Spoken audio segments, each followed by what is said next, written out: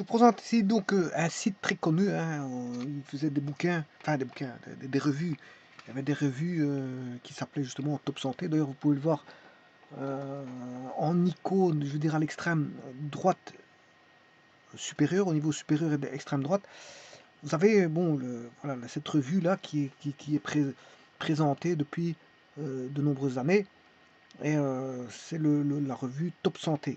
Top Santé, c'est une revue qui existe depuis très longtemps, hein, je ne sais pas quelle année ça existe, mais en tout cas, ça donne beaucoup, encore une fois, beaucoup d'informations sur comment garder sa santé. Bon, on connaît voilà, sur certaines maladies, l'évolution de certaines maladies. Ils informent sur l'évolution de certaines maladies, bon, qui sont des maladies peu connues ou voir s'il n'y a pas de nouveautés au niveau de certaines maladies, enfin de certains, je veux dire, certains soins, de nouveaux soins apportés à des maladies peut-être anciennes. Voilà, mais et ça parle sur les maladies bon, que l'organisme peut euh, avoir ou attraper un jour ou l'autre, ou si elles sont déjà à la base existantes dès le départ de la vie. Alors ils expliquent pas mal de choses. Ici on voit bien Salive ce qu'elle dit de votre santé. Euh, alors beaucoup, ils parlent beaucoup des médicaments aussi, ça parle des médicaments. Ça parle bon, de médicaments pour certaines parties du corps bien sûr. Euh, Ici ils parlent de la salive. Ils expliquent un petit peu la salive, les différents types, voilà, euh, comment est présentée la salive, et ils vous donnent des informations sur la salive. Par exemple, ici vous voyez que manger du fromage c'est bon contre les caries dentaires, donc là c'est plutôt un point de vue nutritionniste, hein.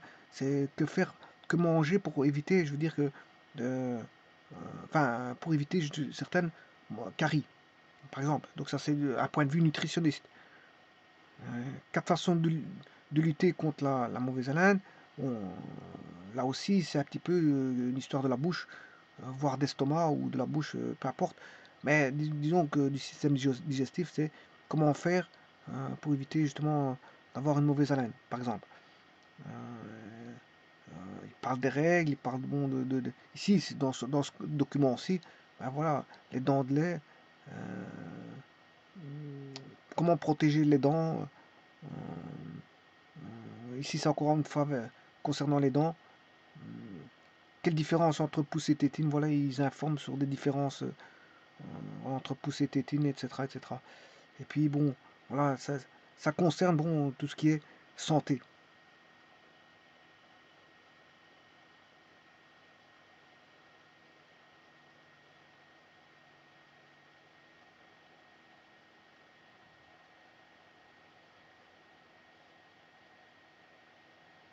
Ici, il est marqué un nouveau médicament contre l'apnée du sommeil.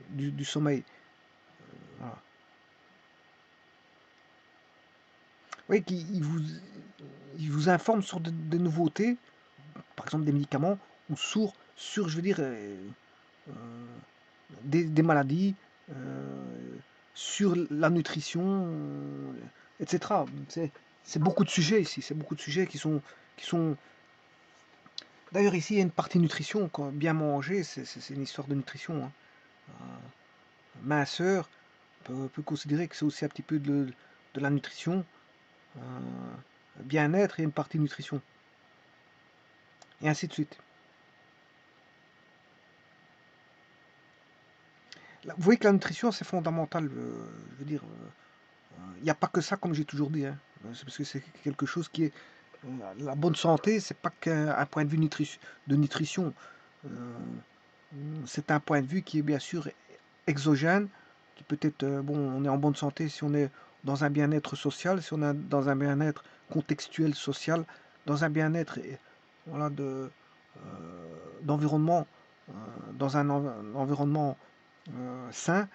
Donc, avant d'être, que ce soit endogène, il faut que l'environnement soit exogène, soit, je veux dire, en bonne santé. Parce que si on a une santé qui est délétère au niveau de la pollution et que vous vivez au niveau de la pollution, vous avez beau manger ce que vous voulez de sain, je veux dire, la pollution est là. Et donc, vous allez faire face à, voilà, à d'autres soucis de pollution, par exemple au niveau pulmonaire, par exemple, euh, voire artériel, voire pulmonaire, voire autre, voire un environnement qui est toxique pour votre organisme, donc qui peut impliquer toutes sortes de types de maladies, hein, parce qu'il n'y a pas que les poumons qui peuvent prendre, il y a beaucoup de choses qui peuvent prendre quand c'est toxique.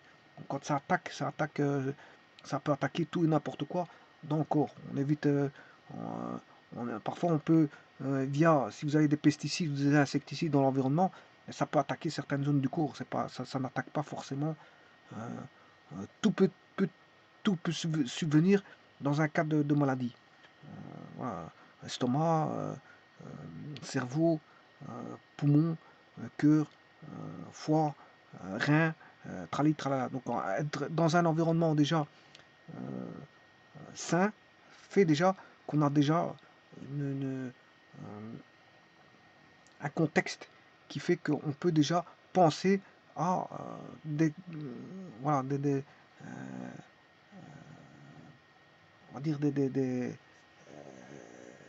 on peut penser au contexte endogène, oui, endogène, puisque l'environnement c'est un contexte exogène. Une fois qu'on a euh, résolu ce problème de contexte exogène, c'est-à-dire par exemple vous vivez dans une ville polluée, si vous vous extirpez de cette ville et vous allez habiter tout près d'une forêt où il n'y a pas d'usine, vous êtes très peu éloigné des usines, il n'y a pas de radiation, il n'y a pas de pollution, il n'y a pas de, voilà, tout est naturel, voilà, tout est conservé au niveau de la nature, voilà, dans son environnement naturel le plus propre, le plus hygiénique par rapport à, voilà, il n'y a pas de pollution, c'est ça que je veux dire, il n'y a pas de radiation nucléaire ou quoi, ou radiation de toute forme. Eh bien là, vous êtes dans un environnement où vous pouvez vivre de manière saine. Et là, à ce moment, vous pouvez penser à votre nutrition et à manger de manière saine. Parce que là, on a un contexte exogène qui fait en sorte que vous pouvez avoir déjà euh, euh, une bonne santé. Ben, là, à ce moment, il faut préserver. Maintenant, même si c'est pollué, l'atmosphère est polluée, il faut penser aux facteurs endogènes, hein. Il faut bien manger malgré que vous êtes dans un contexte de pollution.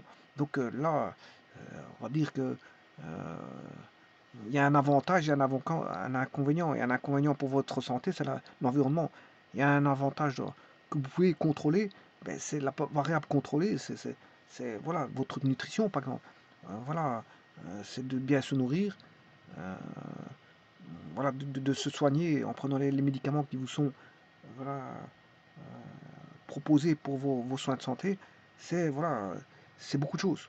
C'est être sain dans un environnement, bien sûr, entouré de personnes saines. Parce que si maintenant, euh, il y a, voilà, il n'y a pas que la nutrition, il n'y a pas que l'environnement, il y a beaucoup de facteurs, notamment voilà, des facteurs affectifs, des facteurs, je veux dire, psychosociaux, qui font que ça aussi, ça fait partie intégrante d'une santé. Il y a la santé corporelle, et la corporelle, bon, il y a le cerveau. Le cerveau, c'est la santé mentale. Il y a la santé mentale, santé corporelle de l'organisme. Euh, un corps est en équilibre quand il y a, je veux dire, il n'y a pas de défaillance entre le corps et l'esprit. Un voilà, une santé de fer, c'est d'avoir un mental de fer et une santé de l'organisme, du corps euh, de fer.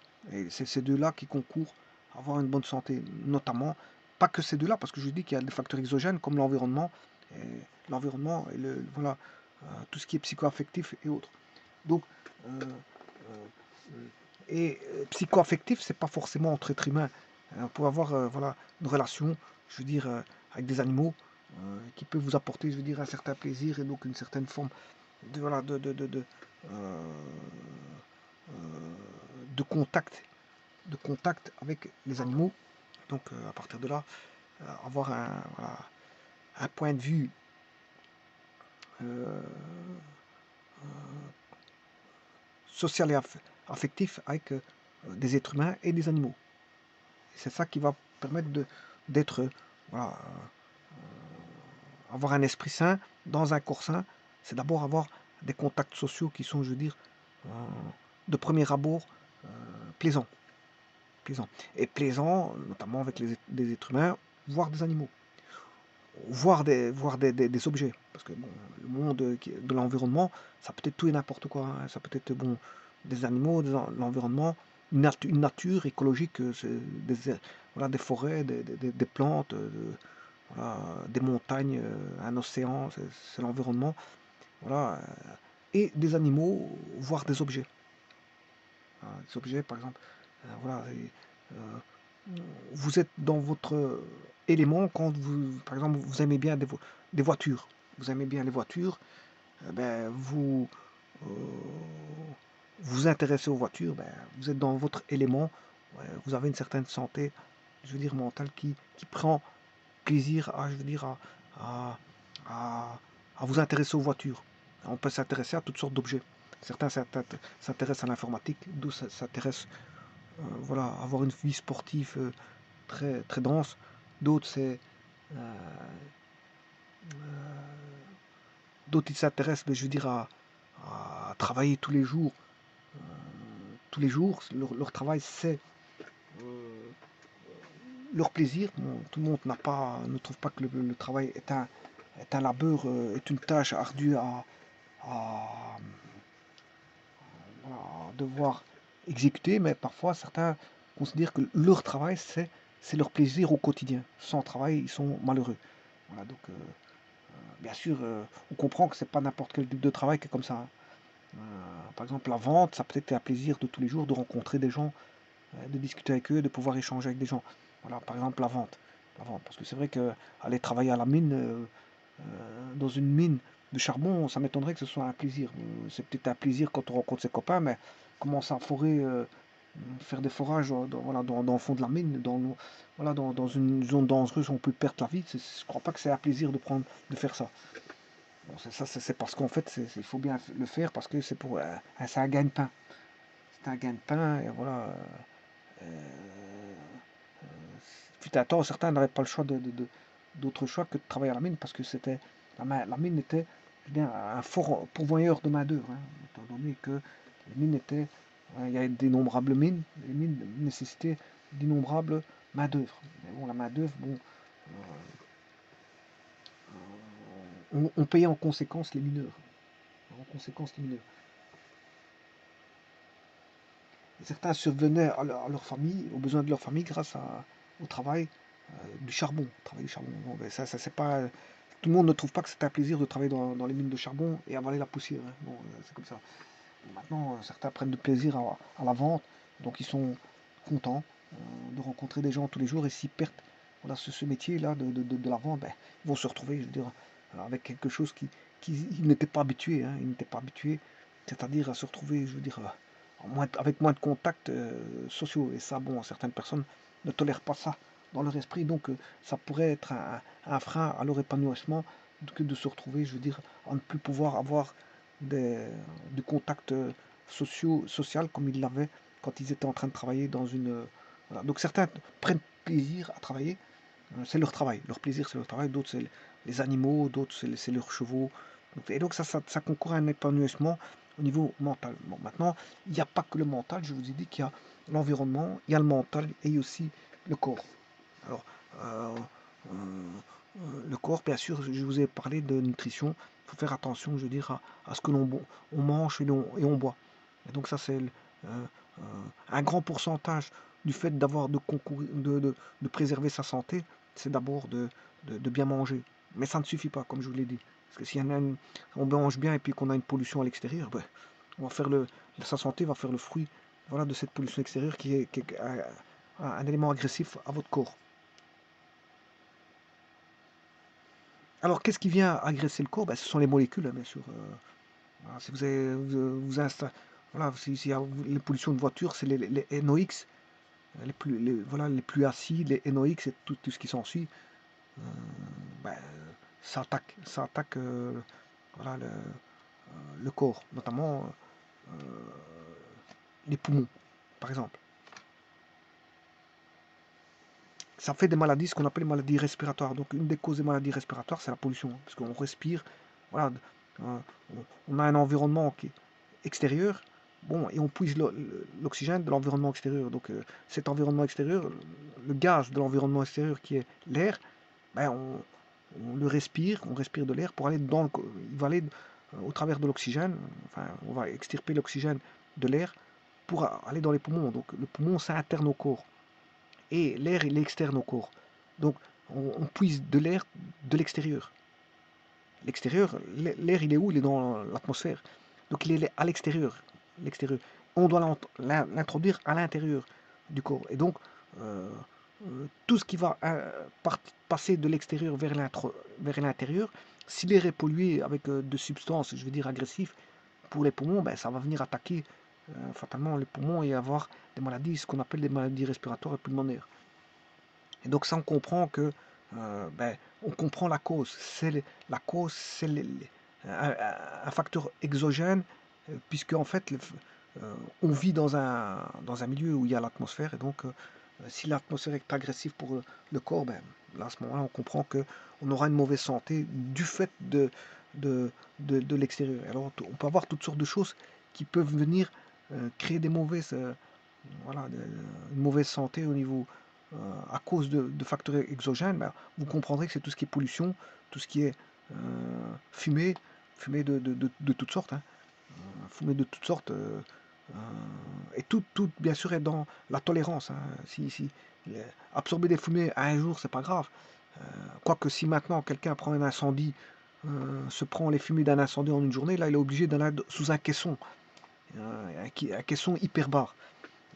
Ça c'est normal parce il a ingurgité une tolérance de fumée qui ne fera jamais durant le cours de sa vie. Il l'a absorbé en une journée.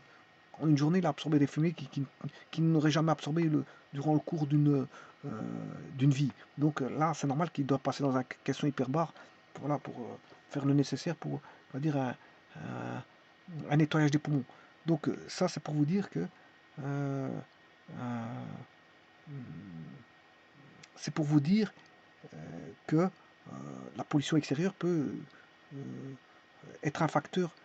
Voilà, travailler dans l'amiante, respirer les fumées de cigarettes, mais je veux dire, avec une certaine tolérance qui est voire voilà, allez, si une personne fume deux paquets par jour, bon, on peut être un fumeur actif ou passif, voilà.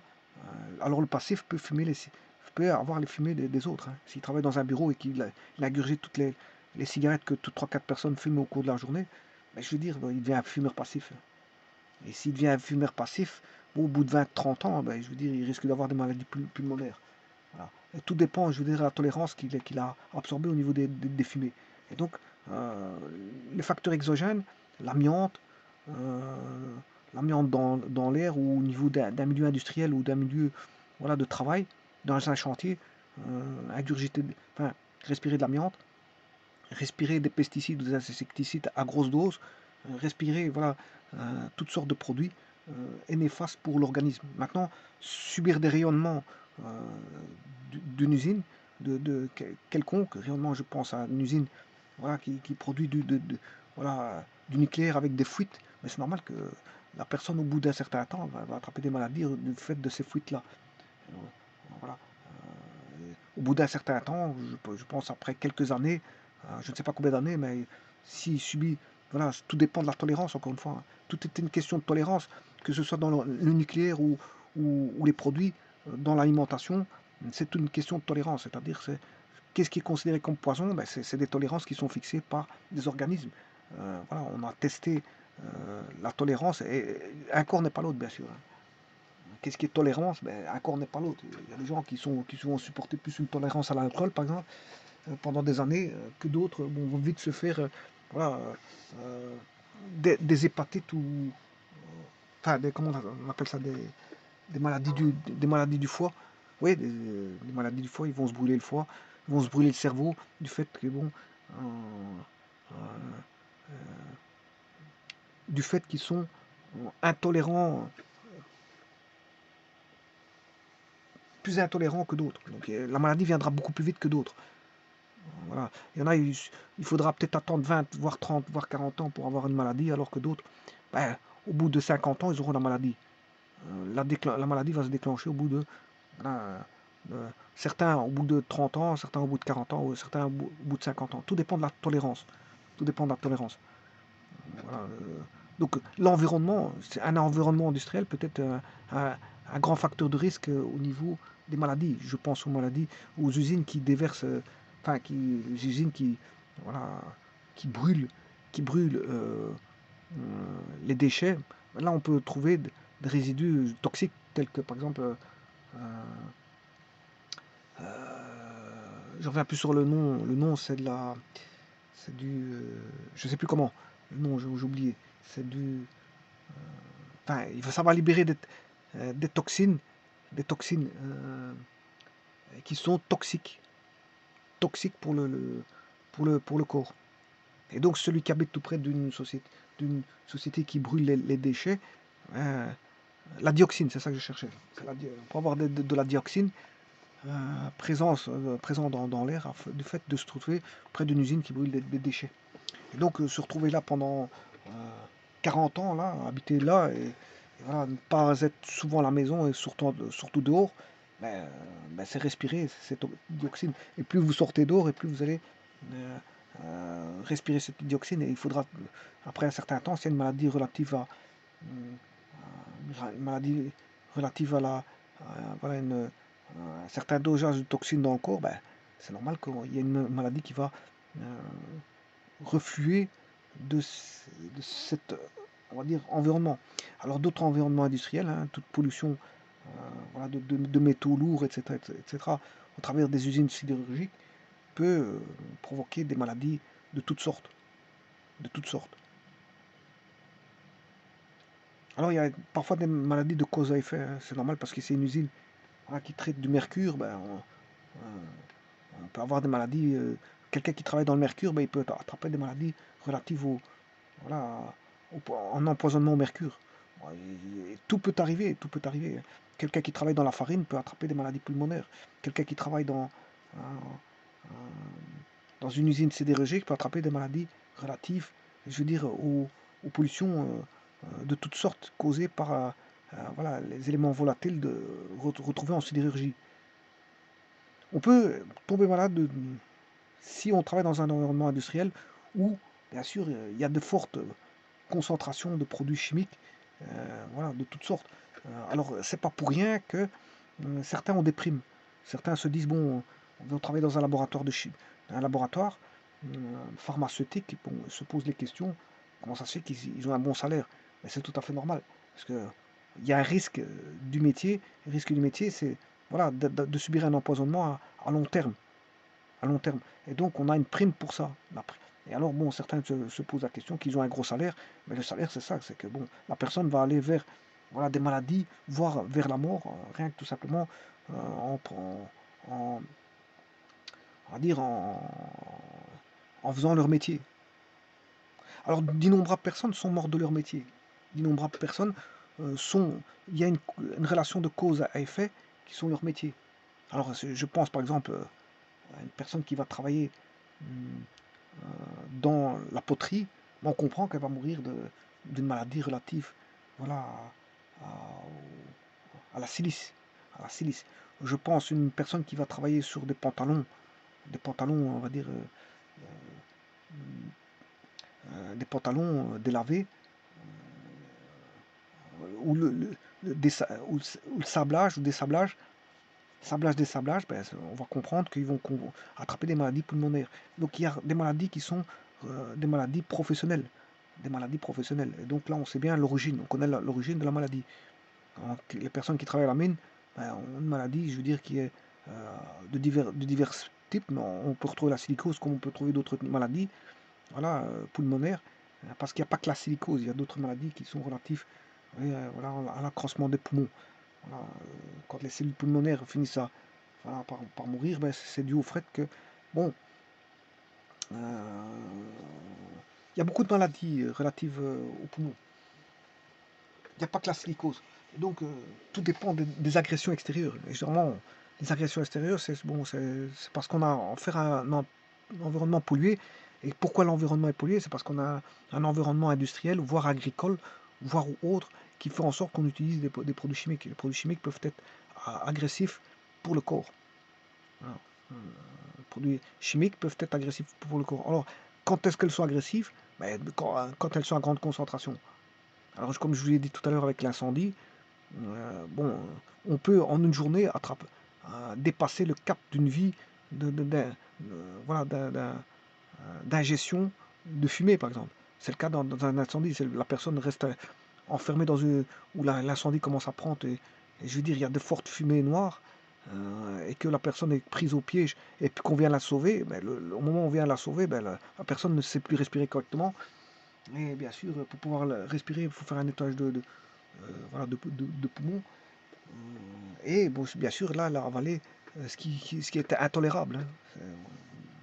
Ce qui est principal, c'est qu'elle est sortie de la mort. C'est surtout ça le principal, mais malgré tout, ça laisse des conséquences, puisque bon, le poumon, il a été quand même pris à forte dose en une journée. Voilà, sur un sinistre, il a pris. Voilà. Maintenant, donc je vous ai dit, il y a des maladies qui sont relatives à la profession. Par exemple, un camionneur ou quelqu'un qui conduit des camions, ou ou le taxieur ou le camionneur, ou voire, ben, ils peuvent avoir un accident. Donc c'est relatif à leur profession. Parce qu'ils sont toujours sur la route, ben, s'ils ont un accident, ça peut arriver. Je veux dire, eh bien, ça c'est un accident relatif, je veux dire, en cause directe avec la profession. Parce que s'ils n'étaient pas dans leur taxi, ils n'auraient pas eu leur accident. Donc, vous voyez que la profession peut être une des causes, je veux dire, de maladie, voire de mort. Hein. De mort. Hein. Quelqu'un qui travaille dans la sidérurgie, voilà, qui fait un accident de travail, il peut mourir. Voilà. Quelqu'un qui travaille sur un toit, ben, il peut tomber du toit, il peut mourir. Voilà. S'il ne prend pas ses précautions nécessaires en mettant voilà, ce qui est réglementaire à mettre, je pense à des échafaudages bien qui sont réglementaires, qui tiennent correctement et qui sont voilà, avec des, comment on appelle ça, ils ont l'habillement en conséquence pour monter sur le toit. Ils mettent des attaches, ils s'attachent, voilà, ils ont des échafaudages et ils mettent, voilà, comment est-ce qu'on appelle ça, des espèces de filets, de filets, et qui mettent un casque, des genouillères et tout ce qui s'ensuit, des bottines pour monter sur le toit, et qui prennent toutes les précautions nécessaires, ben, je veux dire, ils diminuent le risque d'un accident. Maintenant, si ils ne font pas les harnais, c'est ça que je cherchais après des harnais, euh, je cherche après le mot, c'est les harnais. S'ils n'ont pas des harnais, voire pour s'accrocher, etc., ben, eh bien là, il risque de tomber, le risque est grand de tomber du toit et de mourir, voire d'avoir un handicap, voire d'avoir un accident de travail. Et ça, c'est relatif à la profession. Donc, beaucoup je veux dire, de maladies, voire de morts sont causées par la profession.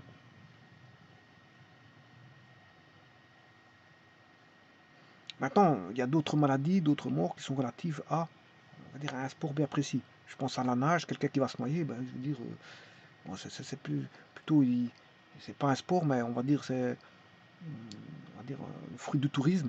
Il fait du tourisme, l'avion tombe, il se noie, ou alors, je sais pas moi, bon, ça c'est des accidents qui sont dus, je veux dire, le fruit d'avoir pris, je veux dire, voilà, on nage en plein ici dans le tourisme. Donc, l'aspect touristique peut ramener maladie par mauvaise alimentation. Hein, quelqu'un qui va aller va faire du tourisme dans un pays où les canalisations rejettent des eaux usées et qui va à la mer pour nager, mais il va avoir, je veux dire, il va attraper une hépatite. Comment est-ce qu'on appelle ça? Une gastroentérite. Une gastroentérite, ben, c'est le fruit de l'environnement. Hein. Il était dans un pays où il rejetait les conduites d'eau usée dans la mer. Et, voilà, il peut attraper même le choléra. Voilà, et donc là, c'est quelque chose de, je veux dire, le tourisme peut apporter de certaines maladies, notamment par la mauvaise hygiène alimentaire, ou voire autre. Hein. Donc les causes des maladies sont multiples et variées. Il y a des maladies qu'on sait, on sait donner directement par rapport à la maladie, on sait donner, je veux dire, une origine à la maladie. il y a une origine. Bon, il y a beaucoup de causes, il y a ce qu'on appelle des relations de cause à effet. Bon, pourquoi a-t-il eu une maladie? Parce que si on fait un lien avec l'origine, ben, on comprend pourquoi il a cette maladie-là. S'il boit tout le temps de l'alcool, on comprend pourquoi il a une maladie. S'il fume tout le temps, on comprend pourquoi il a une maladie. Voilà, s'il travaille toujours le dos, un jour ou l'autre, il peut se faire un bobo au dos et donc attraper une maladie. C'est une relation de cause à effet. Voilà, il a pris trop de charges ou il est voilà, on comprend. Il y a beaucoup de maladies qui sont relatives, qui sont une maladie de cause à effet. Maintenant, il y a beaucoup de maladies qui sont de type génétique aussi. La personne n'a rien demandé et se retrouve avec une génétique qui est voilà, qui est posée. Elle est posée cette génétique puisque ça vient des génétiques des parents.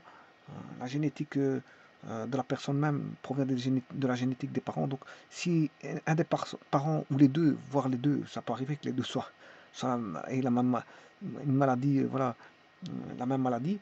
Bon, si un des parents est malade, bon, et qu'il a une maladie, c'est une maladie héréditaire, ben, l'enfant aura une maladie de type héréditaire. Et donc, il vivra avec une maladie dès le départ, avec des conditions initiales qui sont une maladie héréditaire.